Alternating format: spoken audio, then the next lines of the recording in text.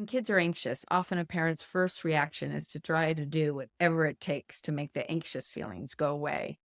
And I talk with a lot of parents who tell me that if they get a call from the nurse's office or from a teacher that the kid is feeling anxious that day, that their immediate response is to go and pick them up at school.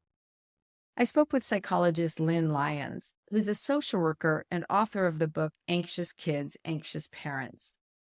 And she discussed exposure therapy, which is when you teach kids to face whatever it is that they're feeling anxious about. This helps them create new ways to deal with anxiety rather than doing all they can to avoid anxiety provoking situations. Here's Lynn.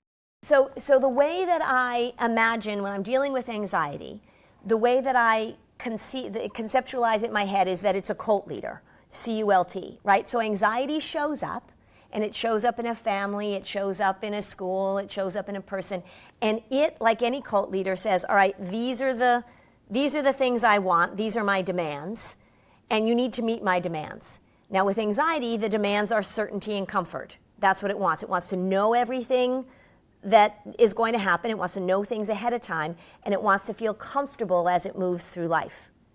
And so anxiety says, as long as you meet my demands, we're cool. And so what happens is a family or a school or a person tries to arrange the world such that the cult leader gets what it wants. And so what happens is that we get stuck in the content of what the anxiety is about or the worry is about. And a content-based intervention is that we're going to rearrange the world in order to appease the cult leader. So I'm worried, if I'm fearful that I'm going to vomit, well, I'm going to make sure that there is nothing around me that could contaminate me. I'm going to carry my hand sanitizer. I'm worried that I'm going to vomit, so the second grade teacher has a big, gallon pumper of Purell so that I can use that anytime I want. I'm going to limit my diet. I'm going to make sure that if there's a stomach flu going around, a stomach bug going around school, that I'm going to not go to school. Content, when you're in the content, that means that you are focusing on the external and rearranging. When you're in the process, that means you're understanding how worry works, how / anxiety works, and you are stepping back from it, and you are observing it, and then you are doing the opposite of it. If we can get in there early, and we can teach kids the ability to tolerate uncertainty, to be independent problem solvers, to allow a growing sense of autonomy.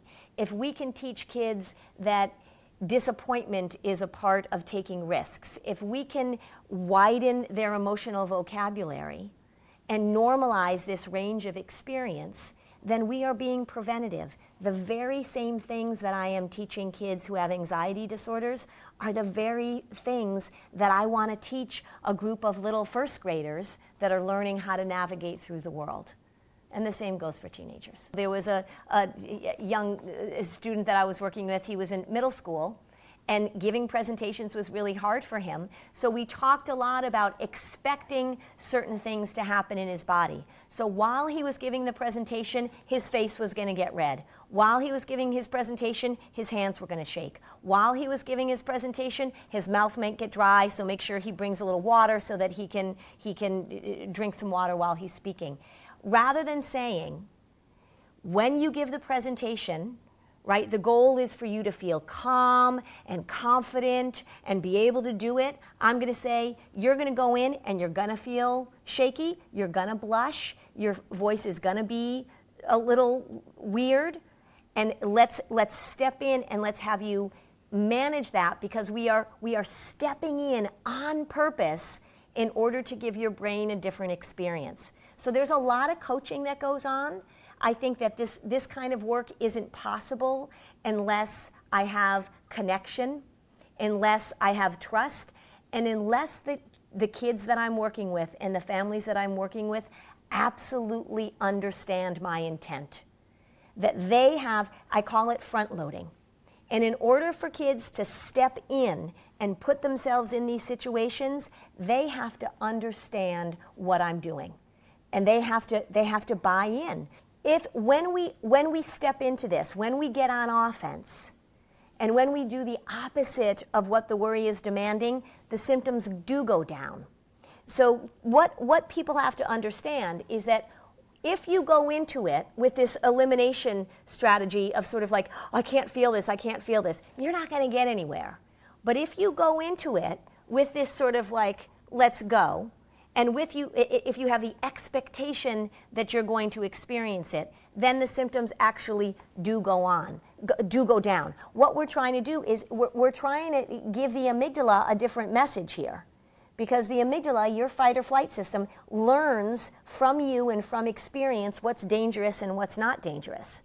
So we're laying down some new pathways here.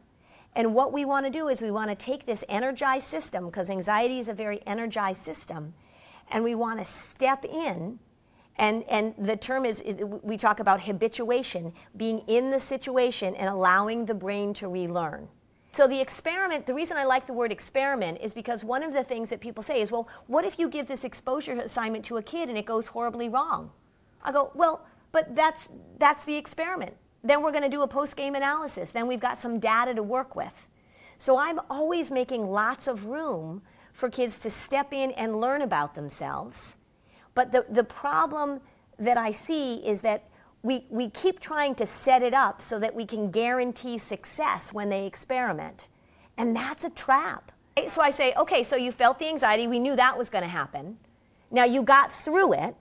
Now the difference between when you refused to do it completely and when you just gave your 3-minute presentation is you got through it. So let me step back and ask you, what did you do differently this time? What's the difference between you stepping in and getting through it compared to you refusing to do it completely? And I'm going to ask questions. How did you do it? How did you do it? So what a parent has to do is a parent has to shift their mentality a little bit. And instead of saying, all right, so if my child feels uncomfortable or distressed, that means they shouldn't be doing this. And a parent being able to say, of course, I mean, I say all the time, I couldn't do my job if I didn't have the 2 words, of course. So as a parent, how do we show love and support and encouragement and still allow for our kids to feel distress? So it's not this all or nothing or this either or thing. And what I want parents to say is to say, well, it sounds like your worry is showing up, right? What are you going to say back? Thank you for watching this video. We publish new videos every week, so if you enjoy this sort of content, please like and subscribe to the channel.